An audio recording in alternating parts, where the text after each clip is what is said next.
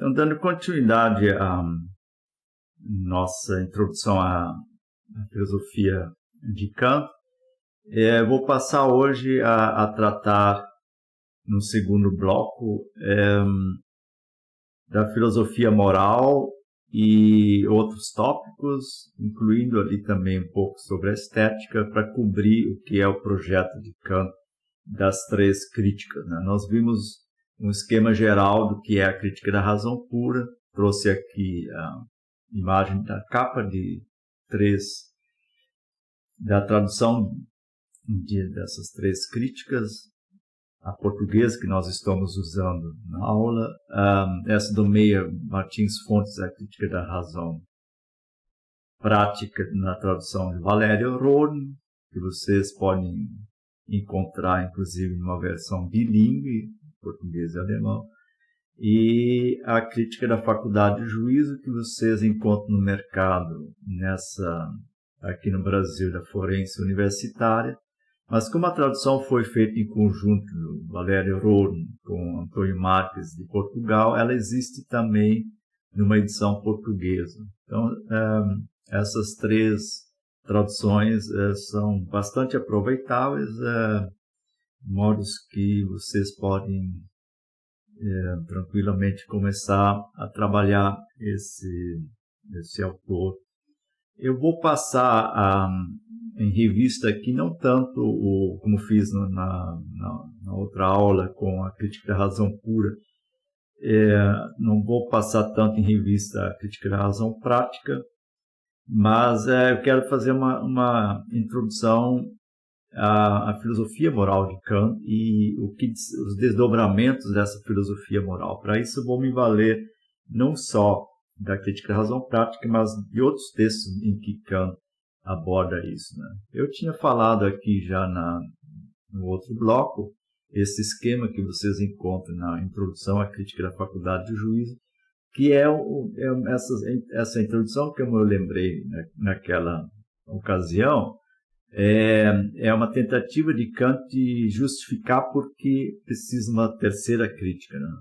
Lembrando que a filosofia tradicionalmente é dividida em filosofia teórica e filosofia prática, e a crítica da razão pura cobriria a filosofia teórica, a crítica da razão prática, publicada então em 1788, ela cobriria a filosofia prática, e a crítica da faculdade de juízo, essa obra publicada em 1790, como é que ela se encaixaria em relação a essa divisão tradicional da filosofia? Então, Kant tem consciência dessa dificuldade e ele faz uma distribuição que naturalmente está de acordo com a filosofia transcendental dele, mas que também rompe com outros aspectos da filosofia, como ela é legada na tradição, sobretudo remontando a Aristóteles, né? Então, nessa justificação, ele distribui, né, ele se coloca a questão da possibilidade de princípios para três faculdades de conhecimento. Não só quer dizer, ele não pega isso em termos de filosofia teórica, filosofia prática só, mas ele coloca isso em termos de faculdades de conhecimento, das quais ele já tinha identificado três na crítica da razão pura, elas estão lá, que é o entendimento, a faculdade de juízo e a razão, sendo que entendimento e faculdade de juízo são tratados na analítica transcendental como partes de um processo cognitivo único, né? E a razão pura que propõe ir além daquilo que nós conseguimos entender aplicando, né, nosso entendimento mediante juízos aquilo que nos é dado na experiência. Então, ele aprofunda agora uma reflexão sobre o que ele, na crítica da razão pura, não tinha tomado tanta... Não é que não se encontre nada disso na crítica da razão pura, né? Mas ele lá não tinha dado a ênfase devida a isso, né? Então, lá a faculdade de juízo não tem um princípio próprio nesse sentido, como ele vai levantar a questão aqui, que seria o princípio próprio da faculdade de juízo, seria a finalidade ou a conformidade a fins, E aqui está equivocadamente colocada a aplicação à arte. Na verdade, a arte é um desdobramento, né? É aplicação, sobretudo, a nossa apreciação da natureza, porque o tratamento que Kant dá a essa esfera é voltado mais para a beleza natural do que para a beleza artística. Mas vale também como aplicação à arte. Olhando no contexto até faz mais sentido, porque essa introdução desse elemento na sistemática filosófica vai ser um elemento importante para o desenvolvimento da estética romântica, que vem logo em seguida, ali, enfim, nos anos 90. E a partir daí vai se ter a disciplina da estética também como disciplina filosófica ao lado, então, da metafísica, da ética, dessas disciplinas mais tradicionais. Até meados, então, do século XVIII, os temas que depois seriam incorporados pela estética são tratados, em geral, de uma forma marginal, né? Ocupam a atenção central. Os autores escrevem sobre o belo, sobre o sublime, sobre o que é o poético, o que é o trágico, essas coisas, mas não é entendido como uma terceira parte da filosofia. Então, isso só para lembrar o que eu já falei na outra aula, né, para entender o que vamos fazer agora, que é trabalhar um pouco os fundamentos da filosofia moral, e esse complexo, porque ele, ao lado da filosofia transcendental kantiana, ele é um dos que mais atualidade tem e que mais é estudado em geral. Então, a ética kantiana é a filosofia do direito de Kant, a filosofia da história de Kant, a filosofia política de Kant. Eu vou, então, na sequência, tratar disso como eu entendo que se deve estudar isso de uma maneira sequenciada. Então, o estudo começa, na verdade, com os fundamentos da filosofia moral. É preciso entender como Kant introduz como fundamento propriamente moral. Então, esse desenvolvimento que eu quero fazer.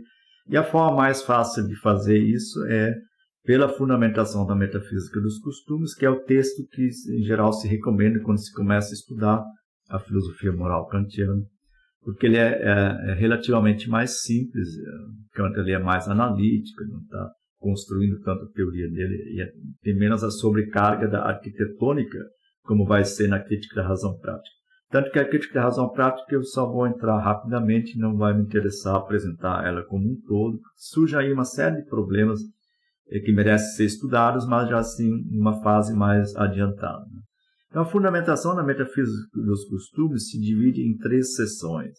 A seção 1 e a seção 2, basicamente, são análise conceitual, né, dos conceitos que seriam necessários para entender o que são as pretensões da moral. E a seção 3, que eu rapidamente vou mencionar depois, que coloca um problema extra, né, e que, na verdade, não cumpre muito trabalhar isso, porque o problema que Kant se coloca ali, ele é superado pelo tratamento da crítica da razão prática. Mas isso que ele fornece aqui na seção 1 e seção 2, a fundamentação na metafísica dos costumes, pode ser usado também para entender a parte inicial da crítica da razão prática, né? Então, nessas 2 sessões, Kant adota um procedimento analítico. Ele analisa o que normalmente é aceito no público cristão, europeu, seria aceitável, né? Parte, então, de conceitos comuns, conceitos populares de moralidade, que ele pressupõe que todo ser humano minimamente desenvolvido ele tem. Isso é uma questão que depois vai ser discutida, inclusive por kantianos, se é possível que haja seres humanos que constituem uma exceção a isso. Nesse sentido, não teriam consciência moral. Mas Kant pressupõe que todo ser racional, todo ser humano com as capacidades mentais intactas, né, ele compartilha esses conceitos. Então, ele parte de conceitos como vontade boa, né, que o Valério traduz por boa vontade, outras traduções também se encontram boa vontade. Só que boa vontade é uma expressão já em português e não significa a mesma coisa, né? né, cidadão de boa vontade, não é isso. Vontade boa é que, assim, seria ainda de acrescentar que vontade moralmente boa. Que eu posso falar assim, vontade boa em outros sentidos, porque existe o conceito bem, em Kant admite um uso restrito propriamente moral, mas existe também admite um uso não circunscrito à moral, né? Então seria a vontade moralmente boa, é um dos conceitos, né? O outro seria o conceito de dever, né? E aqui ainda lembrar que os alemães têm um conceito de dever muito rigoroso, que é o de Pflicht, que é o dever que deve ser cumprido incondicionalmente. Ele já traz, porque nosso dever assim, tem deveres jurídicos. Eu posso falar, Kant também fala de Sollen, que é o dever ser. Esse dever ser, Sollen, ele admite variações que não estão na esfera da moral, mas o dever moral, Pflicht, ele aponta para um tipo de exigência. E isso, Kant, eu creio que ele esteja correto. Nós temos essa, quer dizer, a gente pode eventualmente não querer seguir, não levar isso muito de forma pessoal, mas quando nós julgamos outros, pelo menos nós usamos certos conceitos e critérios que são bastante rigorosos. E esse aspecto que é importante manter aqui, porque ele é o ponto de partida para encontrar os elementos racionais que tornam possível essa moralidade. E aí vem a primeira constatação, o elemento que é preciso ter presente, que é o caráter rigoroso dessas exigências, né? Quando nós condenamos alguém do ponto de vista moral, nós estamos aí operando com conceitos que não admitem margem, né? E quando tem margem para manobra, então nós não temos propriamente a exigência moral. Então, cada um de vocês pode construir um exemplo para si mesmo, né, em que diria, aqui o sujeito não tinha opção. O dever dele era claro, ele tinha que fazer isso, e aí se ele não fez, ele vai ser considerado um sujeito imoral, outras coisas. E se ele cumpre, aí a gente vai dizer, ele cumpriu o dever, né? Cumpriu, e isso que é importante. Então, o que se constata ali é que os conceitos comuns de moralidade, então não estamos ainda falando da análise de Kant, ele só constata que os conceitos comuns de moralidade, esses conceitos que circulam entre o povo e que todos nós compartilhamos, eles introduzem uma exigência de incondicionalidade, né? E aí eu já mencionei ali isso, o mais importante deles, que é o de dever, Pflicht, né? Dever nesse sentido rigoroso. Por exemplo, que a gente afirmaria que um pai tem de cuidar do filho, né? Então os pais têm dever de cuidar dos filhos. Aí não tem margem, né, de ele decidir como ele vai cuidar. Mas nós, se nós vemos que um pai, ele relaxa nesse seu dever, nós estamos rapidamente cheios de condenação, né, dessa negligência, né? Então, esse que é o conceito de dever, e aí esse caráter de incondicionalidade é muito importante. Então, esses conceitos vêm acompanhados da exigência de que seja cumprido por ele mesmo. Então, assim, nós esperamos que os pais cumpram seus deveres paternos, não porque vai ficar bem na foto, porque vou aparecer vou poder postar no Instagram, coisa desse tipo, mas porque é simplesmente o dever, né, que ele assume na medida em que ele põe uma vida nesse mundo, né? Então, as razões espúrias, como essa, né, de ficar bem na foto, né? Então, seria um péssimo pai, alguém que, para aparecer bem na foto, na sociedade, ele externamente cuidasse dos filhos, mas que na relação com os filhos isso não fosse propriamente a motivação originária, e que isso naturalmente se refletiria no convívio com os filhos, né, que não teriam o necessário amor, a necessária dedicação. E só para vocês entenderem o que é essa exigência né, de incondicionalidade. Ela não pode ser derivada da experiência. Esse, então, é o primeiro passo que Kant dá para, na análise, ele aprofundar e chegar ao elemento racional, porque a experiência só permite chegar a uma generalidade contingente ou condicionada, né, que se exige, que se introduz uma exigência de necessidade ou universalidade, que a experiência como tal não pode oferecer. Porque assim, no caso da experiência, ela nos diria que tem muitos pais que são relaxados. E aí nós teríamos, eventualmente, uma estatística que 90% dos pais se dedicam e 10% não se dedicam. Esses 10%, tantos porcentos acabam complicados com o direito, com o jurídico, né? Porque nós colocamos no direito, né? Nós tornamos esses deveres básicos também deveres jurídicos, né? E por aí vai. Mas assim, que isso seja uma... Então, onde é que a gente encontra a exigência incondicional do cumprimento de um dever? Nas nossas apreciações comuns, né? Isso que é comum, popular. Então, se vocês pegarem ali os títulos dessa seção 1 e seção 2, elas trazem esse elemento comum, do popular. E o que Kant quer dizer com isso é isso, né? Nós não começamos da cabeça do filósofo, nós começamos com certas convicções, certos conceitos que nós compartilhamos. Então, a incondicionalidade implicada pelas representações morais em sentido rigoroso torna necessário algo assim como uma metafísica dos costumes. Porque assim, fundamentação da metafísica dos costumes, ou seja, a análise das representações morais em termos puramente racionais, visto que na experiência, e aí nós teríamos que seria a contrapartida de uma metafísica dos costumes, seria uma espécie de física dos costumes, que é uma análise, né, do comportamento das populações, que existe hoje na sociologia, a antropologia, a sociologia. Existem esses campos de estudo que se atêm ali ao campo da experiência, mas elas não podem levantar, por exemplo, um pesquisador europeu que vai pesquisar uma cultura indígena. Ele não pode chegar lá com seus preconceitos e dizer que os índios deveriam fazer diferente. Que ele está confrontado ali nesse campo da experiência com uma outra cultura que tem outras regras, né, outras maneiras de funcionar. E aí não existe essa exigência de incondicionalidade. Ele vai respeitar.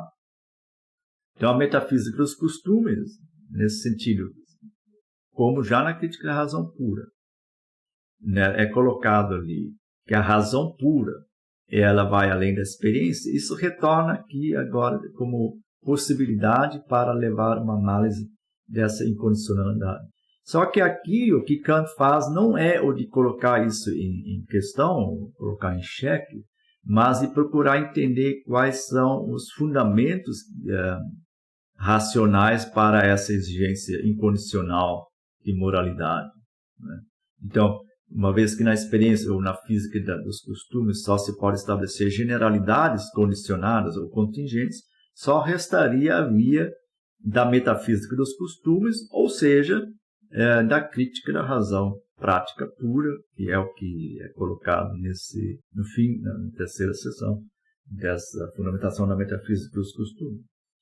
Em termos menos abstrusos, né, porque a metafísica seria todo um debate ali, quer dizer metafísica ali, né, nesse uso, né? Então, em termos menos abstrusos, o que se requer é uma crítica da razão prática.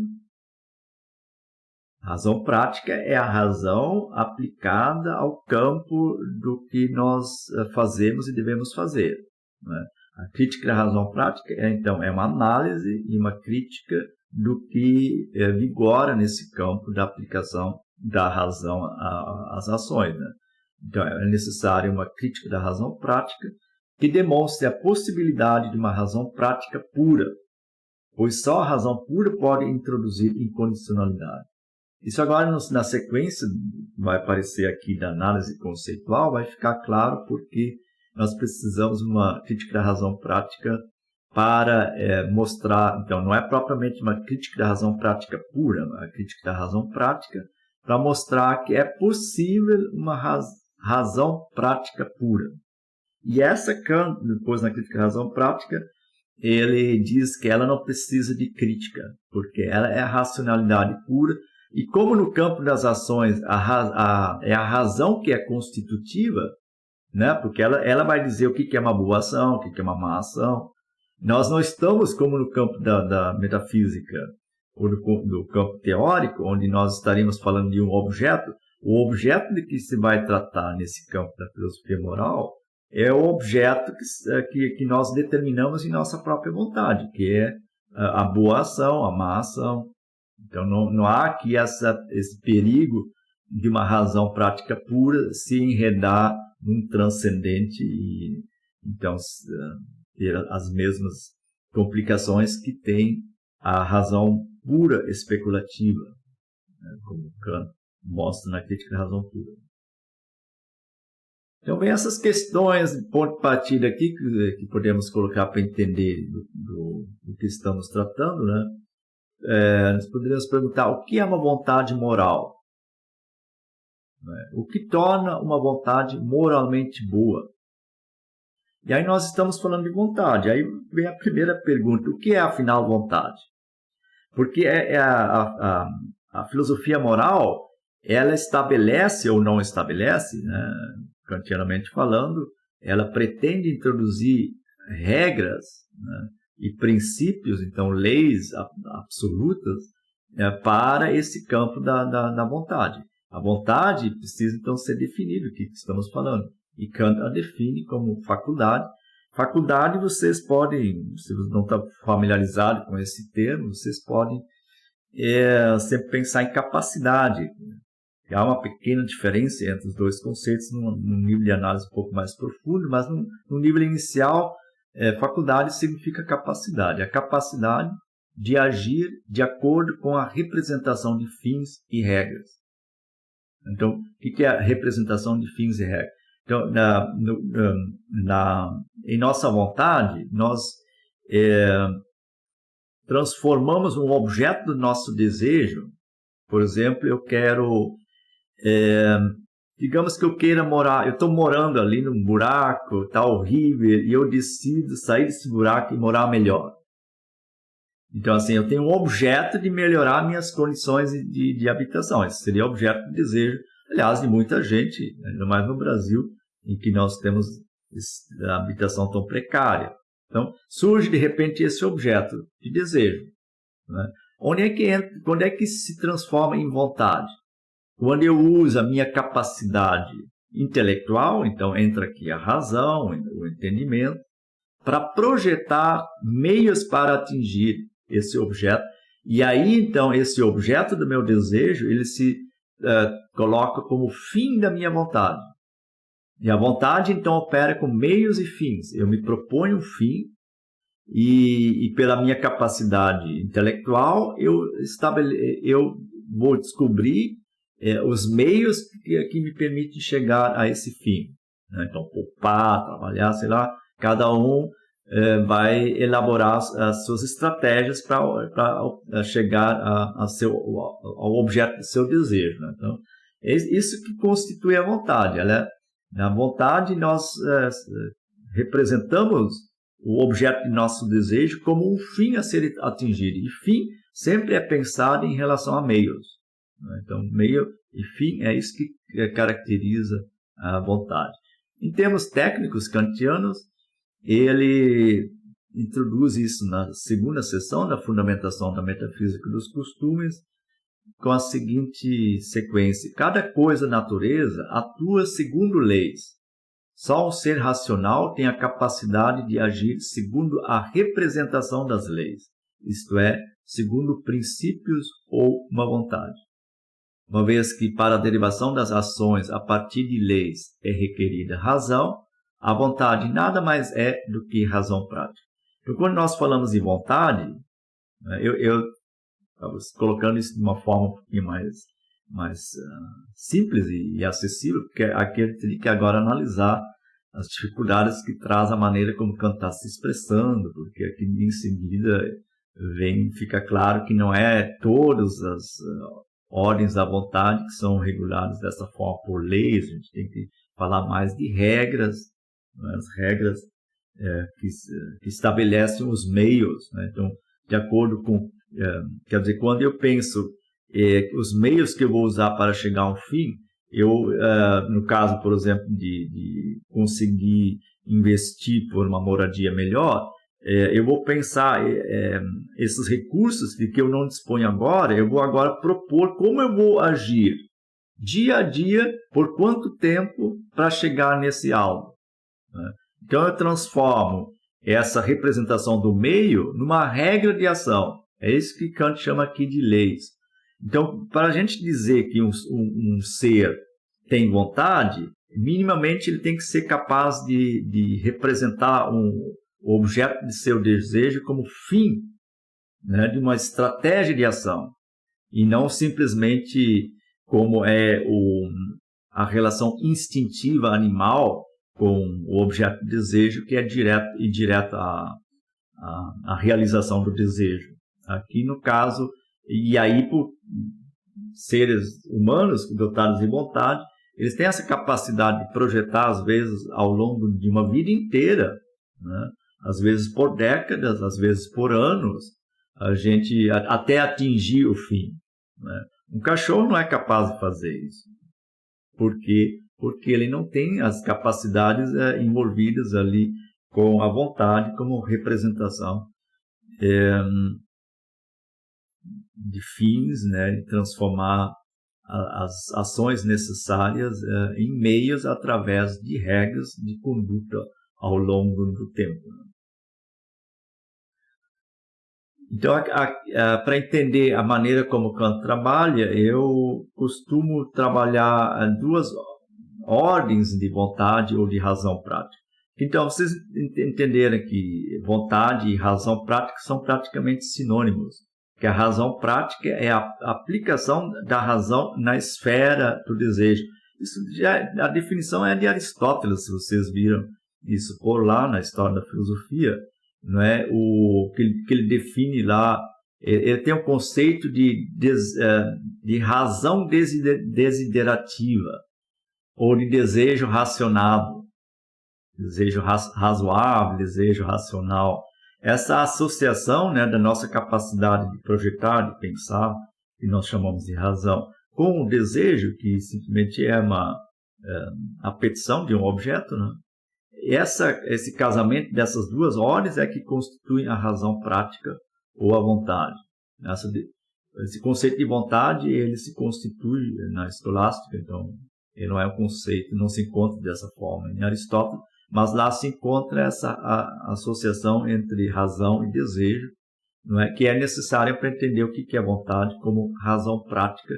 E aí é importante entender que não é problemático a gente falar de razão prática em geral. É só entender que quando alguém começa a economizar para alcançar um certo fim, não é? Ele está usando a razão prática em geral. Em geral, porque assim, o fim é pressuposto aqui, né? Por exemplo, eu posso não ter essa preocupação. Minha preocupação pode ser com outra coisa, né? Realizar caridade ou montar uma biblioteca. E cada um vai ter vai propor suas próprias finalidades, né? Então esse caráter de certa forma se encontra o fim dado na experiência diversa dos indivíduos, né? E não é uma coisa que a gente pudesse pressupor que todos têm nessa esfera empírica, né, o mesmo desejo. Os desejos variam, mas a razão que pode ser usada, essa razão prática em geral, ela é compartilhada pelos indivíduos, né? Então, a vontade, nesse sentido geral, vontade e razão prática em geral, ela também age por regras, determina regras. Ela determina regras e ações como meios para fins que o agente se propõe. O fim condiciona, nesse sentido, a determinação da vontade, que é assim condicionada ou só condicionalmente boa.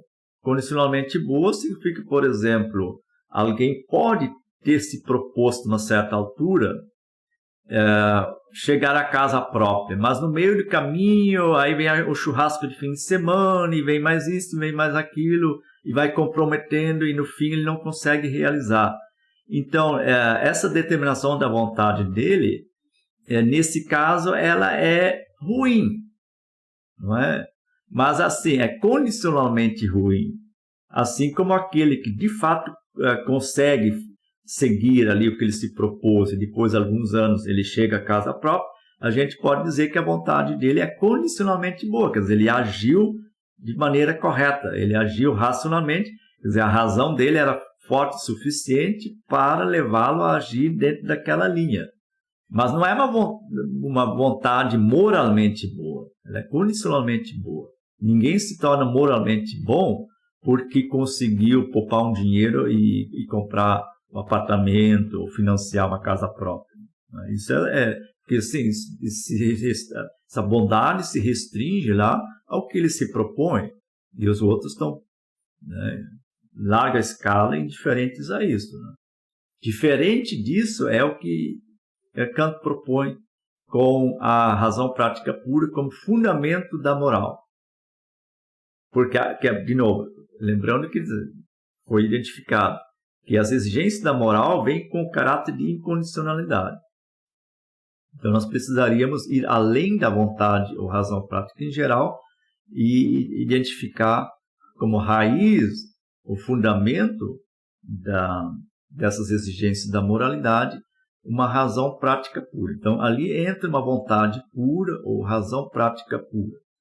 E aí é importante entender que, mesmo Kant vê esse procedimento é um procedimento problemático, porque ali ele tem consciência que ele está introduzindo, inicialmente com propósito analítico, um elemento, não é que muitos filósofos, pensadores, quem analisa isso, podem discordar.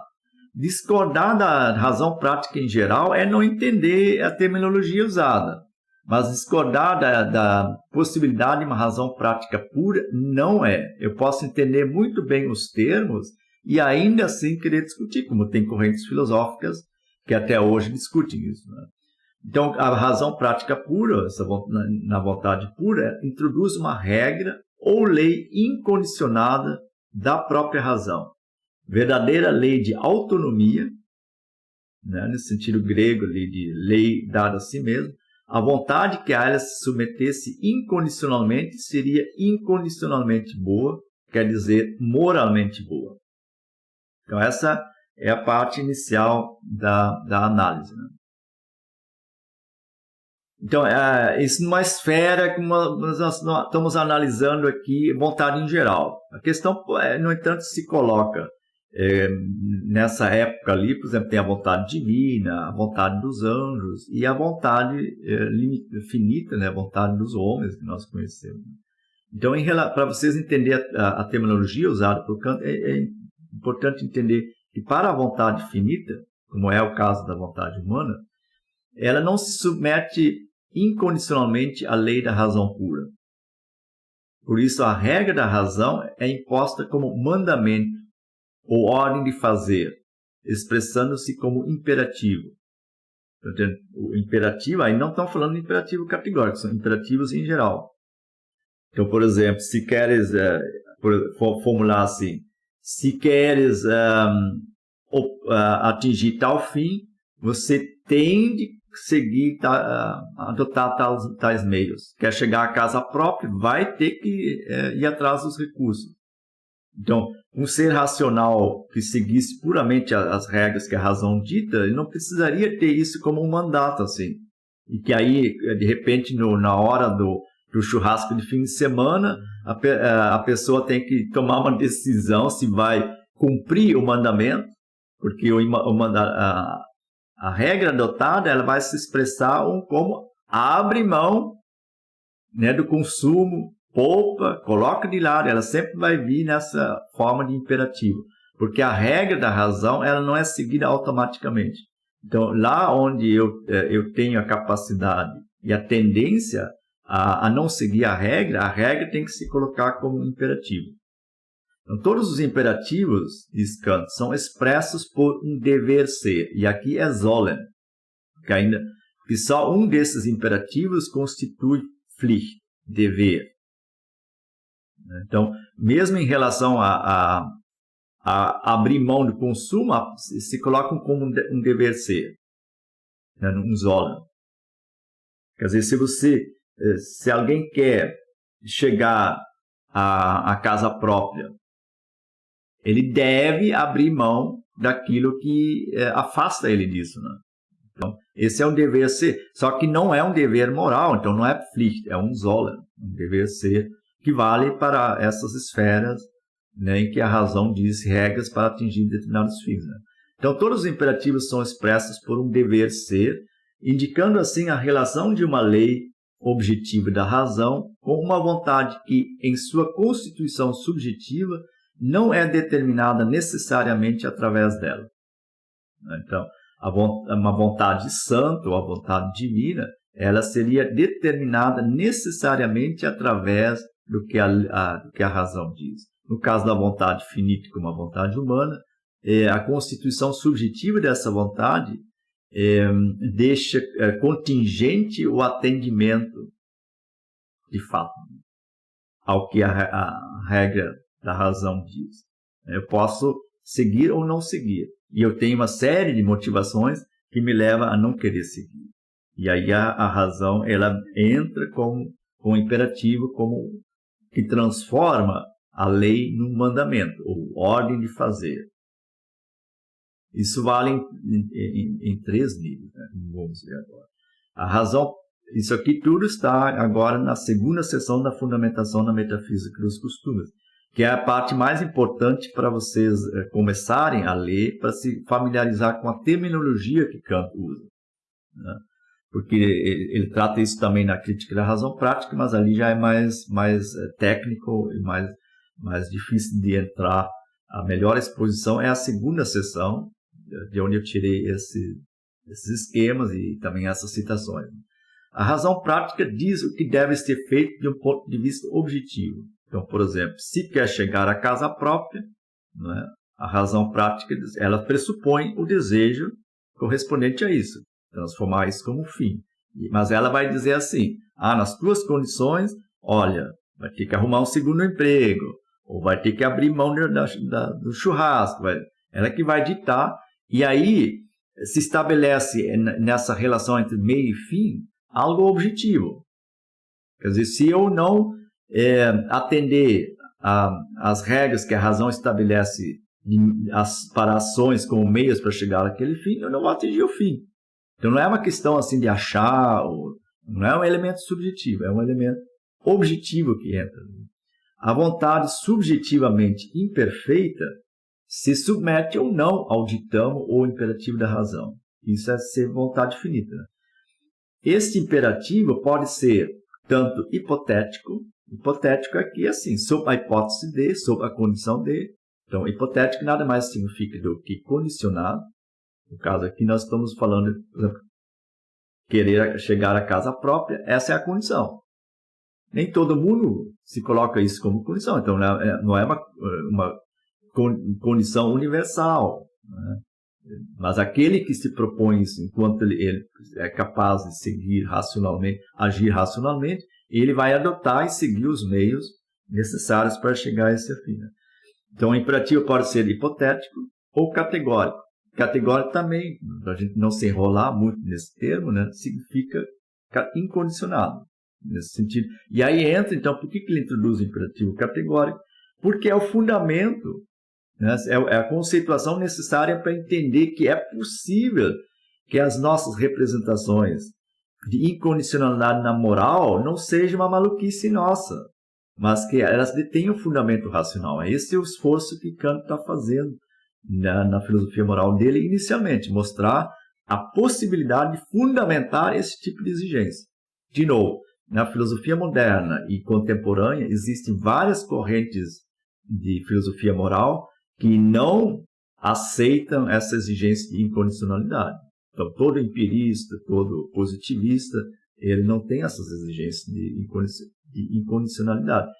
Entretanto, se pede alguma coisa que a maioria de nós, bem pensado, gostaria de sustentar. Então, Se vocês têm dúvidas sobre isso, pense uma vez casos em que vocês seriam levados a condenar alguém moralmente. Né? Dizer, ele agiu mal. Isso é condenar, não é ir lá xingá-lo. Aliás, em ética não vale xingar os outros. A gente sempre tem... Isso é... A filosofia moral kantiana é muito clara nesse sentido. As exigências de moralidade devem ser dirigidas para si mesmo.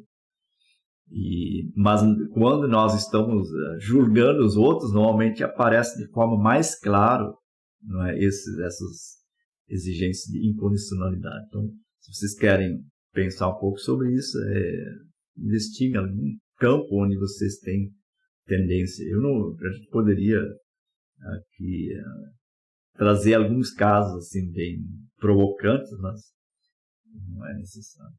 Então, baseado nessa divisão inicial, hipotético e categórico, os hipotéticos se desdobram. De novo, são dois tipos de imperativos hipotéticos condicionados e um tipo de imperativo incondicionado.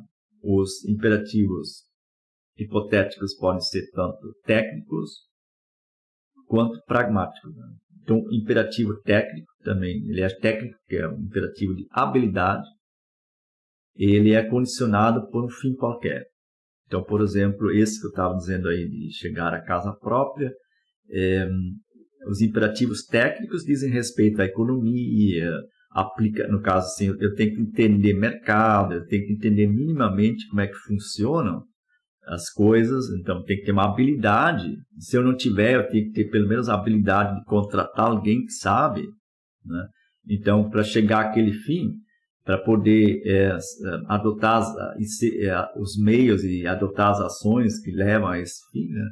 Nós temos esse aspecto técnico, e aí também se diz assim, está descrito isso aqui, as ações são essas, né? Então, são prescrições técnicas de como eu chego ao meu fim. E aí a minha racionalidade vai se mostrar, quer dizer, a minha razão prática, ela se mostra na medida em que eu sou capaz de seguir as regras que foram estabelecidas nesse procedimento, né? Como, então, enunciados como imperativos técnicos ou de habilidade, e que me levam àquele fim. Então, aqui nesse campo, são fins quaisquer. Algumas pessoas propõem isso como fim, outros propõem outra coisa como fim. Diferente do segundo caso, os imperativos pragmáticos, ou de prudência, como Kant chama isso, que são condicionados pelo fim universalmente desejado da felicidade. Então, são esses imperativos pragmáticos dizem respeito a como nós regulamos, ou devemos regular nossa vida para ter uma vida feliz. Né? E como todos nós queremos ser felizes, nesse caso nós temos uma espécie de universalidade contingente, né? Que todos, o subjetivo, né? Todos nós queremos chegar à felicidade, só que com um detalhe, cada um quer chegar à própria felicidade. E aqui não entra a felicidade dos outros ainda. Então, essa busca da própria felicidade, a gente pode dizer que todos têm. E aí seguem os imperativos pragmáticos. É uma questão de um pouco de sabedoria, né? de prudência, para entender que se deve fazer certas coisas para ter mais chances de ter uma vida feliz. Né? Mas aqui ainda não entra uma exigência incondicional. Quer dizer, eu posso fazer coisas que me levem a ter uma vida mais infeliz. Mas o problema é meu. Eu não estou ainda afetando a felicidade dos outros. Né? E isso entra no terceiro, então, no imperativo categórico, que é o imperativo prático, ou da moralidade. Não é condicionado por nenhum fim prévio. Porque se tem fins prévios, ele seria condicionado pelo fim, não seria incondicionado. Isso, então, é introduzido por Kant de uma maneira problemática, e ele vai ter que fornecer os recursos analíticos e teóricos para justificar por que ele está fazendo isso. Uma vez que nos imperativos hipotéticos a vontade já está motivada por um fim dado, e quem quer os fins também quer os meios, sua possibilidade não constitui um problema. Né? Os imperativos hipotéticos, como eu já disse ali, essa parte da razão prática em geral, não é um problema, é uma questão só de entender a terminologia. Vocês podem encontrar isso em Aristóteles, filósofos da ação, pensadores que se ocuparam desse campo, sempre tem uma parte analítica inicial que é simplesmente traduzir o que nós fazemos cotidianamente em termos mais conceituais, mais filosóficos, né? Então, essa parte dos imperativos hipotéticos, espero que vocês tenham entendido os exemplos ali, que não é problemático, né? Que ali há uma razão atuando também, mas não é uma razão que se arbora em legislador, alguma coisa assim. Ela simplesmente diz o que deve ser feito para chegar aos fins que nós nos propomos, né? Ela mesma não propõe nada nesse sentido. É derivativo, né? É derivado do fim. Bem diferente é o caso com o imperativo categórico da moralidade. Esse é problemático. Tanto que Kant vai depois da fundamentação da metafísica dos costumes retomar isso na crítica da razão prática para tentar fornecer ali uma fundamentação mais rigorosa, né? Na fundamentação ele diz, sem dúvida, a única questão carente de uma solução é a de como é possível um imperativo da moralidade. Então a filosofia moral kantiana, nesse nível da fundamentação, ele tem como único problema demonstrar a possibilidade do imperativo da moralidade ou do princípio da moralidade ou de uma lei moral. Então, isso não é pressuposto, né? Kant tem o que é pressuposto, assim, aqui analiticamente nós pressupomos que nós compartilhamos certos conceitos e juízos morais que implicam incondicionalidade. E para dar conta dessa incondicionalidade, eu acabo batendo nessa ordem de uma razão prática pura que estipula uma lei, que se coloca como imperativo da moralidade, etc. Mas isso é válido? Quer dizer, isso tem validade objetiva? Ou é simplesmente uma obsessão, digamos assim, dos europeus ou dos cristãos, e que não teria, então, validade universal? Para vocês entenderem o que é colocar isso como um problema, uma tarefa, né? Questão a ser esclarecida. A obtenção do imperativo categórico por abstração ou depuração da vontade ou razão prática. Então, assim, o procedimento que Kant adota tanto na fundamentação quanto na crítica da razão prática consiste em partir da razão prática em geral, que não é um problema, e aí partindo do óbvio ali, de que se a razão é prática e está presente em nossas ações o tempo inteiro, é possível que ela também tenha um princípio próprio. Aí, então, com o princípio próprio, seria não mais condicionado, mas um princípio da razão prática pura. Então, é a própria razão que está presente ali. A pergunta é, essa razão presente em todas as nossas ações, na determinação da vontade em todas as esferas, lá onde pressupõe, enfim, em todas as ações, a razão de um ser inteligente sempre está envolvida, né? Se essa razão ela não pode ditar algo por si mesma. Então, esse procedimento, o Patton, que é um dos comentadores, que depois está na bibliografia, ele coloca isso como procedimento de isolamento. Eu prefiro traduzir abstração ou depuração. Parte-se, então, da vontade em geral, da razão prática em geral, e se dá o passo no sentido de o que a razão como tal, e não em relação a fins dados, ela propõe. Então, na seção 2, de novo, mas se eu penso num imperativo categórico, então sei imediatamente o que ele há de conter. Pois, dado que o imperativo, além da lei, só contém a necessidade da máxima, máxima que é a regra, de estar de acordo com esta lei, não contendo a lei nenhuma condição a que se limitasse, assim não resta senão a universalidade de uma lei em geral, com a qual a máxima da ação, ou a regra da ação, deve estar de acordo, e cujo acordo somente o imperativo representa propriamente como necessário. Então, o que ele está dizendo assim, eu tenho regras, a razão estipula regras, nessas regras que a razão estipula, quando eu tenho fins, como felicidade, melhorar minhas condições de vida, etc., a razão está estabelecendo regras para ações, mas essas regras, elas têm um elemento material. Então, são regras, ou como Kant chama isso, de máximas materiais. Quer dizer, elas têm a matéria que é o fim, né, ela estipula algo como meio para um fim. O que constitui a matéria dessas regras é o fim que está sendo proposto. E esse fim é pressuposto, a razão aceita ele de fora, não é ela que estipula o fim. E aí a pergunta, pelo processo de abstração, Kant pensa o seguinte: se eu não posso ter nenhuma matéria, toda matéria condiciona a determinação da vontade e, portanto, as regras. Então, se eu não posso ter nenhuma matéria, o que mais eu tenho nessas regras materiais? Não pode ser a matéria, então só pode ser a forma. E o que seria a forma da regra? Toda regra demanda universalidade, ou introduz universalidade. Então, a forma da regra, né, indica a presença da razão. E se eu, então, depuro ela de toda a matéria, eu obtenho a razão prática não mais condicionada materialmente, mas a razão prática por ela mesma, que diz qual deve ser a forma das minhas regras, a forma de minhas ações.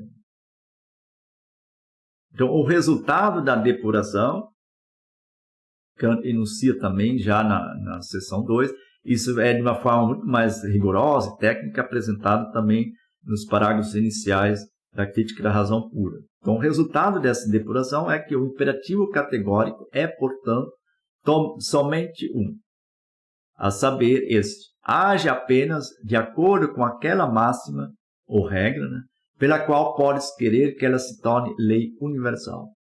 Ou seja, é colocado em relação às regras de ações, ou a todas as regras de nossas ações, que Kant tem essa ideia de que um ser racional, ele não realiza ações individualizadas, isoladas.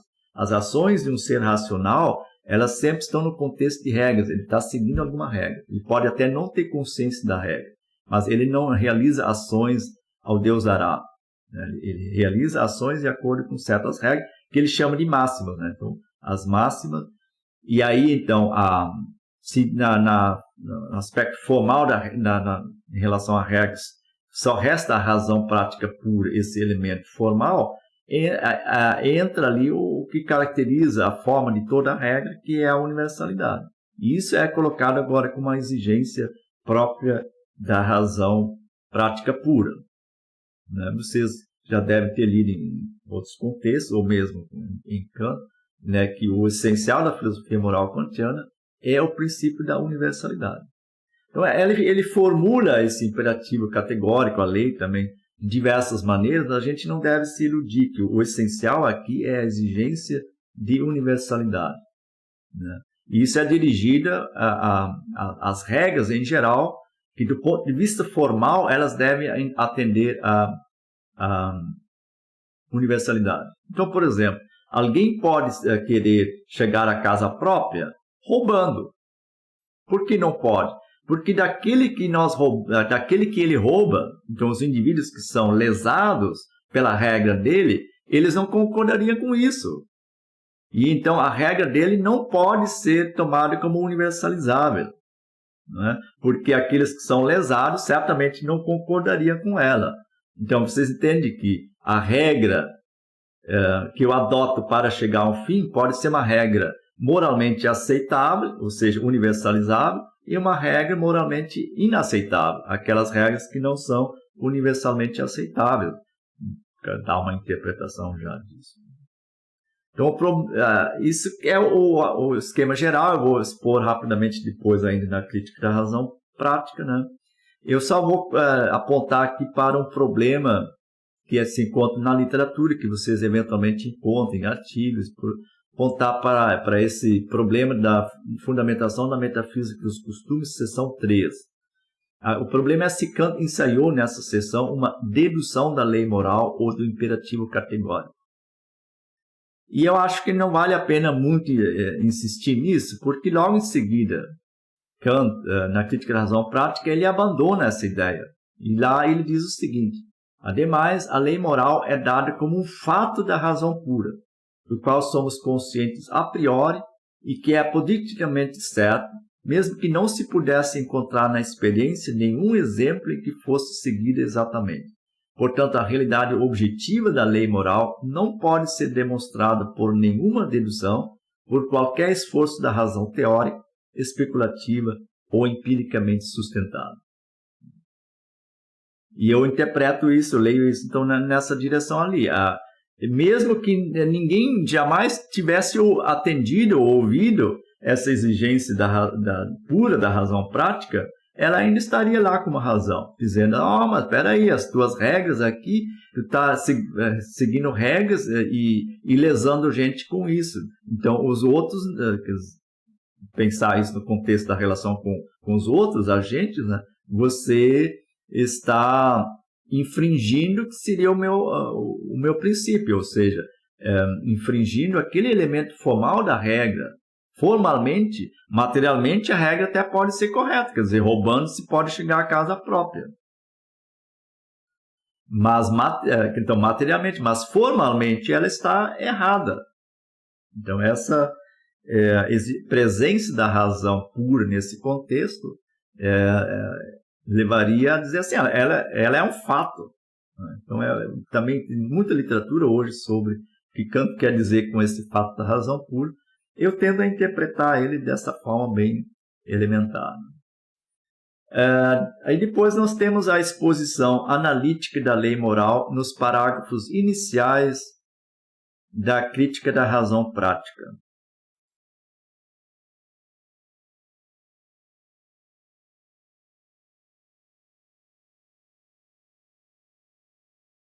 Eu vou deixar vocês um minutinho aqui, preciso resolver uma questão bem rapidinho.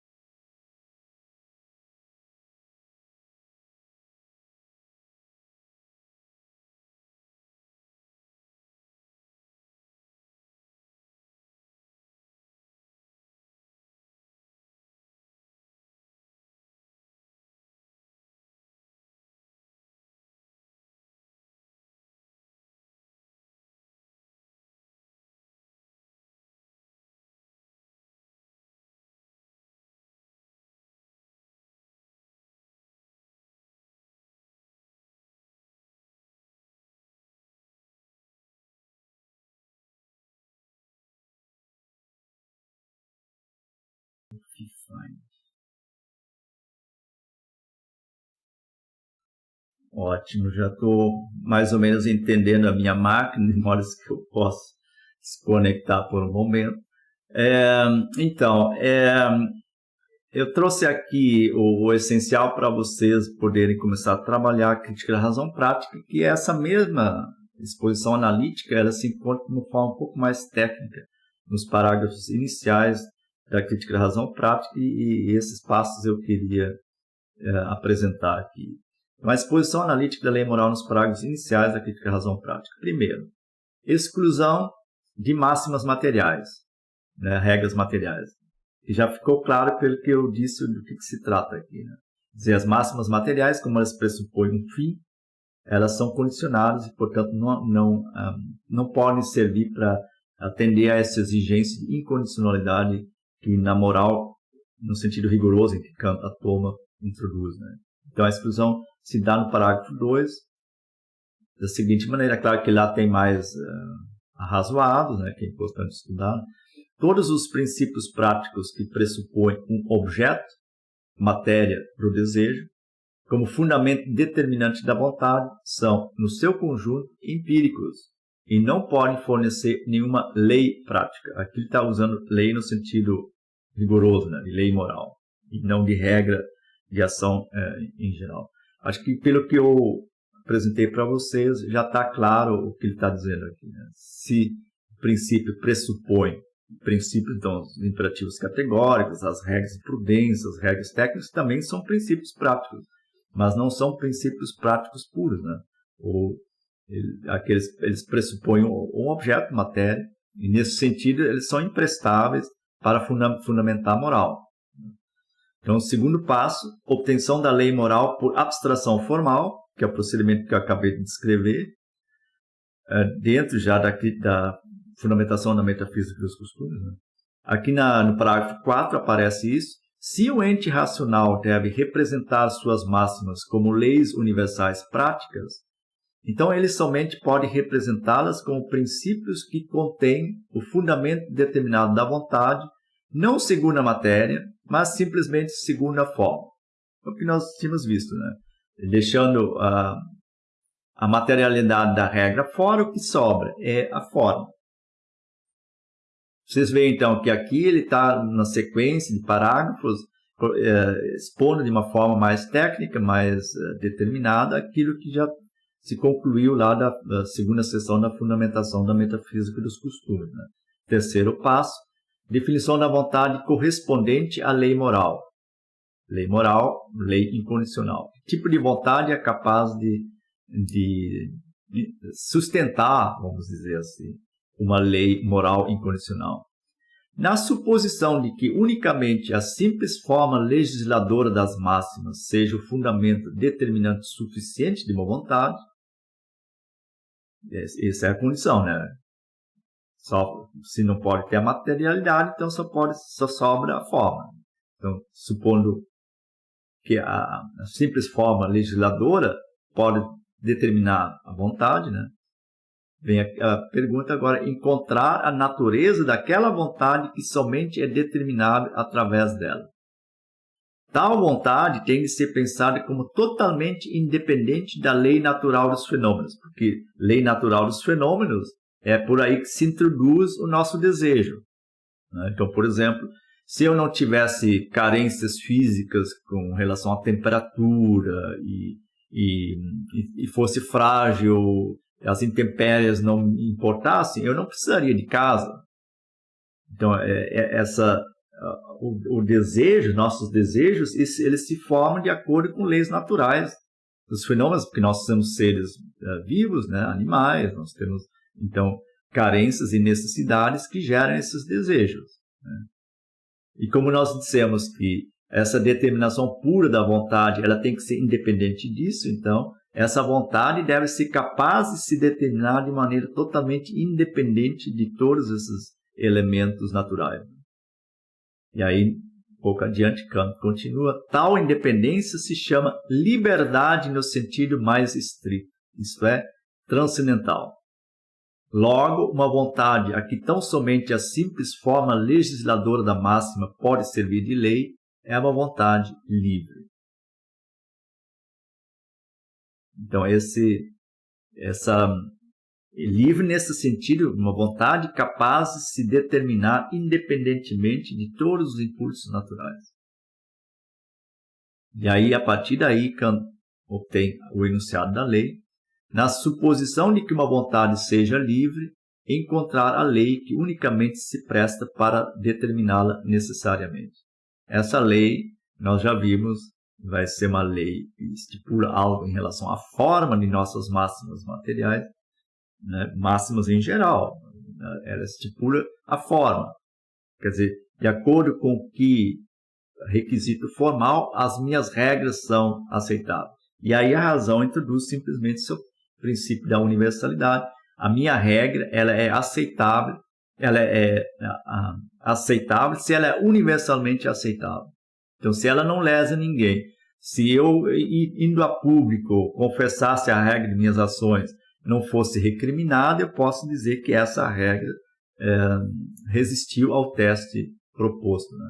E aí vem o enunciado da lei, obtido pela abstração anterior, Se a vontade livre tem de ser determinada independentemente de toda matéria ou máxima material, resta apenas a forma da máxima ou a forma legisladora da razão, que é nada mais, nada menos do que o princípio constitutivo da própria razão, a saber, o princípio da universalidade.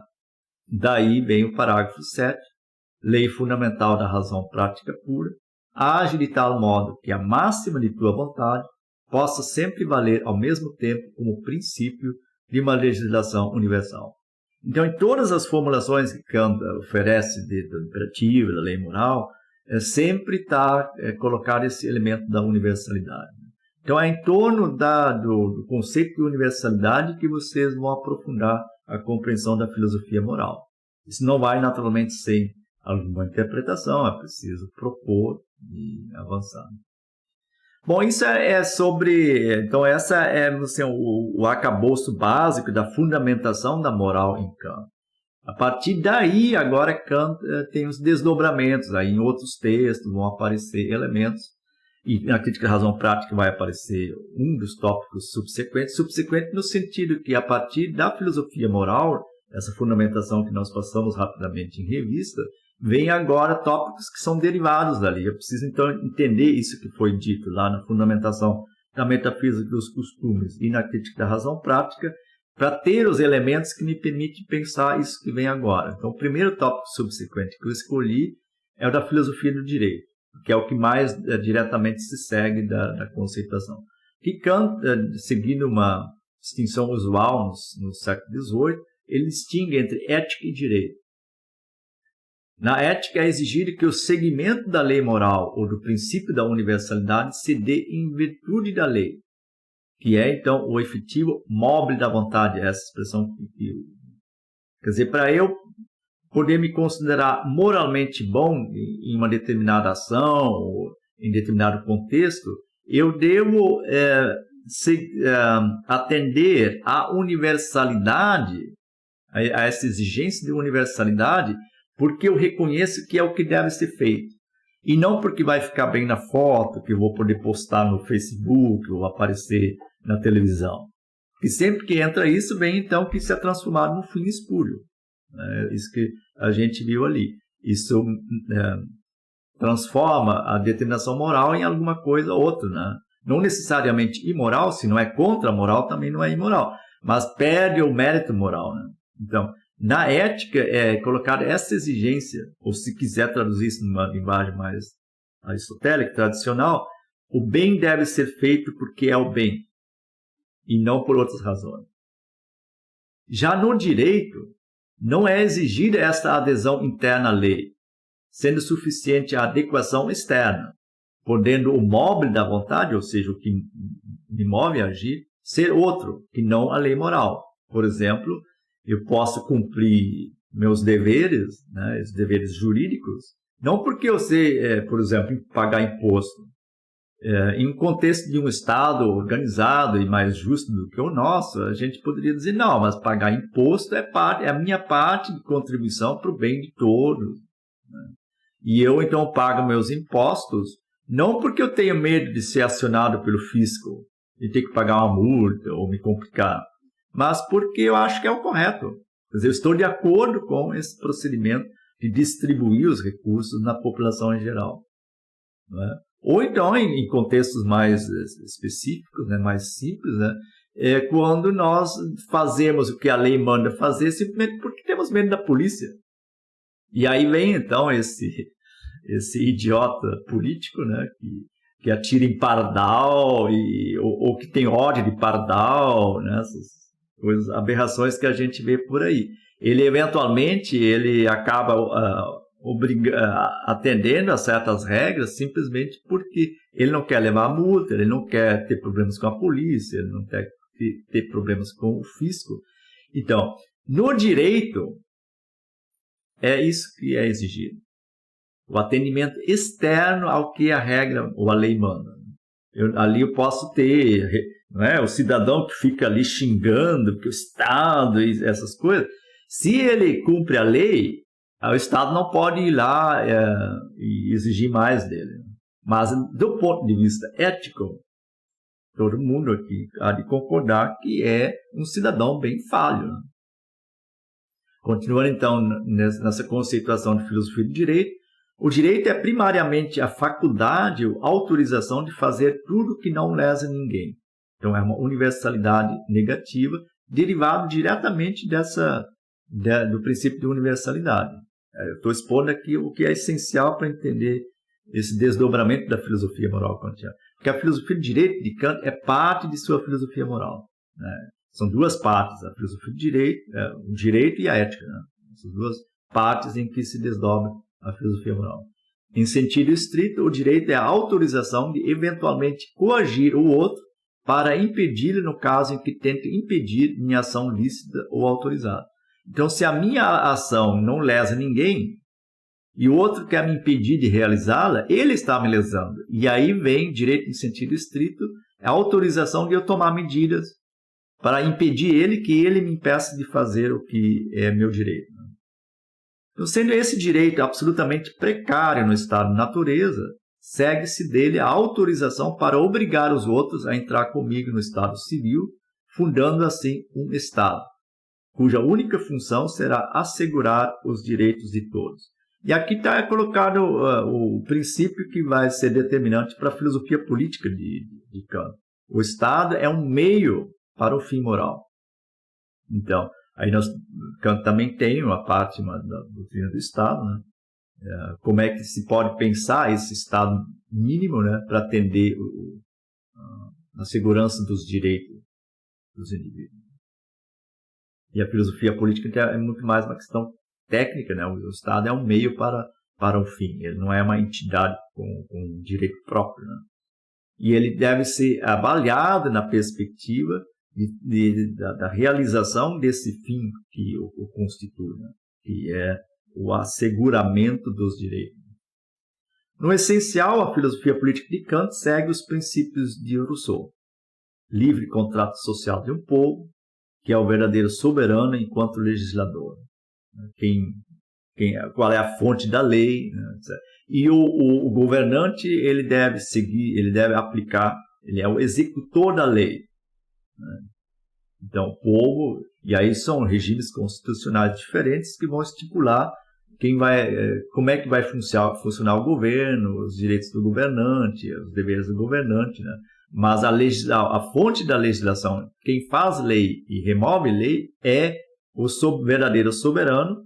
Então, o legislador é o verdadeiro soberano, e esse é o povo, que livremente se une num Estado mediante um pacto social, contrato social. Então, nessa parte, Kant segue essencialmente Rousseau, como nós vimos rapidamente lá no Rousseau, né? Essas ideias vêm de lá. Depois, o segundo tópico que se segue agora do direito, né? Então, dentro da filosofia moral, a filosofia do direito, e aí tem um tópico que Kant tem uma contribuição, porque de certa forma deu um pontapé inicial para todo o desenvolvimento do que se chama de filosofia da história. Então, desde ali até Marx, né? Existem muitas formulações de filosofia da história. Né? Na filosofia do direito de Kant, encontra-se definida como ideal a ser alcançado na história a ideia de uma Constituição Civil perfeita. A Constituição Civil perfeita é aquela Constituição que assegura, da melhor forma possível, os direitos do cidadão.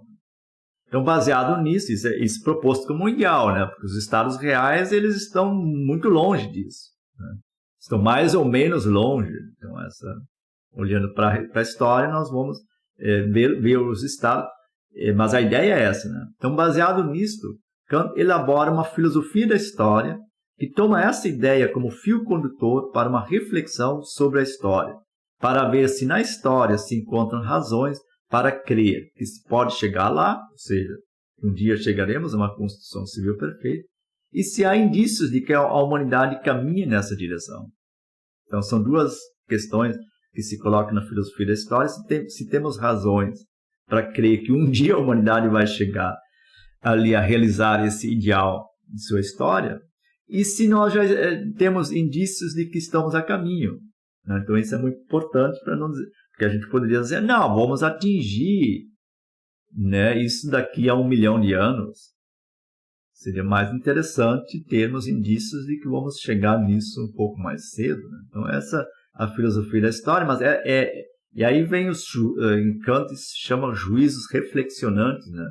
Que é uma reflexão sobre o material que a história nos oferece, né? E aí também vem a narrativa, mas sempre de acordo com essa ideia, né, da Constituição Civil perfeita. Depois, o terceiro tópico subsequente, também derivado da filosofia moral, que é a teologia moral e filosofia da religião. Então, para reforçar a moralidade, Kant admite o apelo tanto à ideia de Deus quanto às representações ou fantasias religiosas. Para chegar à ideia de Deus, então, isso está tratado na Crítica da Razão Prática, né, em torno do conceito de sumo bem. O sumo bem, ordenado pela razão, resulta da integração da felicidade na moralidade. A moralidade, dentro do sumo bem, aparece como dignidade de ser feliz. Quer dizer, se eu agir moralmente, cumprir o meu dever, isso não me garante que eu vou me tornar efetivamente feliz, mas me torna digno de ser feliz. Quer dizer, eu mereceria a felicidade. Então, a plena realização do sumo bem só pode ser pensada numa vida após a morte.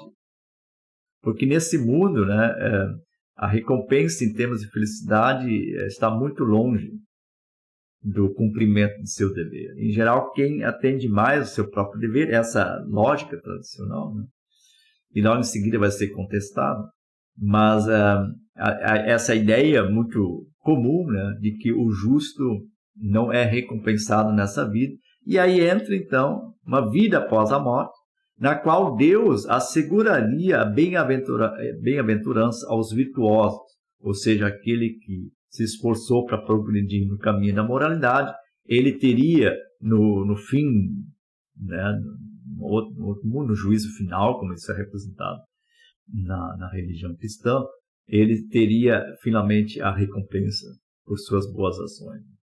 E aí daí segue-se então os postulados da imortalidade da alma para que haja uma existência pós-morte, né? E da existência de Deus como o recompensador, como o juiz que vai distribuir, né, a felicidade. Assim, Kant chega também à religião. Desta maneira, diz ele na Crítica da Razão Prática, a lei moral conduz, mediante o conceito de sumo bem, à religião.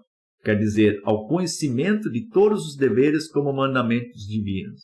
Isso constitui, então, para ele um reforço da moralidade, quer dizer, tudo que determina nessa esfera aqui é a exigência de moralidade. Então, se essas representações religiosas, elas reforçam na vontade o atendimento à exigência moral, então a razão pode aprovar isso. Então a representação da lei moral como se ela fosse de origem divina, como mandamento divino, deve ser aprovada pela razão prática pura. Então dessa forma se legitima elementos religiosos, sempre na perspectiva da exigência da razão. Então, elementos religiosos que entram em conflito com o princípio da universalidade devem ser descartados, é claro. Então, continuando nesse tópico da filosofia da religião, Kant volta seguidamente a esse tópico de uma religião puramente racional, como, por exemplo, na Crítica da Faculdade de Juízo, onde diz religião, isto é, a moral em relação a Deus como legislador. Então, sempre o foco é a moral, né? E a religião nos limites da simples razão, de 1793, toda religião consiste em considerar para todos os nossos deveres Deus como legislador a ser universalmente venerado. Ou ainda, religião, considerada subjetivamente, então fé religiosa, é o conhecimento de todos os nossos deveres como mandamentos divinos. Não é? O dever não é estabelecido pela teologia. O dever é estabelecido pela razão prática pura. E a razão prática pura admite que eu represente esse dever como se fosse tivesse um mandamento divino. Porque essa representação, no caso do fiel, né, da pessoa que crê, não é? Só reforça a moral, portanto, não entra em conflito, não prejudica, pelo contrário. Então, essa ordem de consideração da religião é totalmente fundamentada na própria esfera da razão prática pura. Na doutrina kantiana da religião racional, portanto, a religião é essencialmente religião da boa conduta na vida, ou seja, uma religião moral que se justifica exclusivamente pela conduta moral. Kant diz aí, então, um texto que é onde ele mais trabalha os temas religiosos, que é esse de 1793, a religião nos limites da razão, da simples razão. Lá ele diz a religião moral, isto é, a religião da boa conduta na vida. Então, para Kant não se pode desvincular a religião e, naturalmente, a teologia moral, né, da boa conduta na vida. O que dá algum mérito a essas representações é se elas contribuem para nós levarmos uma vida melhor do ponto de vista moral. Quer dizer, se ela nos torna moralmente melhores. Ainda nesse tópico da filosofia da religião, na perspectiva da religião racional, ou seja, da promoção da moralidade, coloca-se então também a questão do que fazer com as velhas narrativas religiosas. Esse é um outro aspecto da filosofia da religião, né? Como é que nós vamos nos relacionar, ou como a razão prática pura ela pode se relacionar com as narrativas religiosas. A mais importante para Kant e no contexto em que nós nos encontramos é a Bíblia, né? Então, são os textos sagrados, Sagrada Escritura dos cristãos, né? Uma vez que o aprimoramento moral do homem constitui propriamente o fim de toda religião racional, essa religião racional conterá também o princípio supremo de toda interpretação da Escritura. Ou seja, ele está propondo que o princípio hermenêutico exegético é o mesmo princípio da moralidade. Então, o princípio da universalidade. É isso que é a referência. Ainda nesse tópico, necessidade natural de todos os homens, Kant reconhece uma necessidade natural de todos os homens de obter para os supremos conceitos e fundamentos racionais sempre algo sensivelmente seguro, uma confirmação qualquer da experiência, etc. Não é isso que a gente acabou de ver ali, essa parte analítica, é muito formal, é muito terminológico, né? Se eu agora, no meu agir, eu quiser internalizar isso melhor e criar mais imaginação, uma motivação mais íntima, né? Eu posso agora se valer de histórias, de narrativas, e aí nós podemos nos valer de narrativas já existentes, narrativas religiosas, né? Para interpretá-las no sentido da moralidade. Para tanto, é exigida uma interpretação da revelação que chegou até nós, isto é, uma completa interpretação da mesma em um sentido que concorde com as regras práticas universais de uma religião racional. E assim Kant responde à questão que ele se colocara, no mesmo livro, 93, pergunto se a moral deve ser interpretada segundo a Bíblia, ou antes a Bíblia deve ser interpretada segundo a moral. Claro que Kant, em toda a sua exposição, ele está reforçando essa segunda opção. E eu acho muito importante vocês darem uma olhada nisso, porque nós vivemos no recrudescimento de um tipo de religiosidade que é praticamente o contrário disso, né? E, finalmente, as peculiaridades da terceira crítica, ou da crítica da faculdade do juízo, que é um outro tópico que eu quero trabalhar rapidamente. Um pouco eu vou voltar no bloco posterior, tratar um pouco da estética, né? Que eu já mencionei isso, né? Que a filosofia tradicional, ela se divide em filosofia teórica e filosofia prática, e aí vem Kant com essa tripartição kantiana da filosofia, entre teórica, prática e o que é o terceiro? Aí isso já vem que uma parte é a estética, outra parte teleológica, ele junta isso sob essa noção de princípio da faculdade do juízo, né?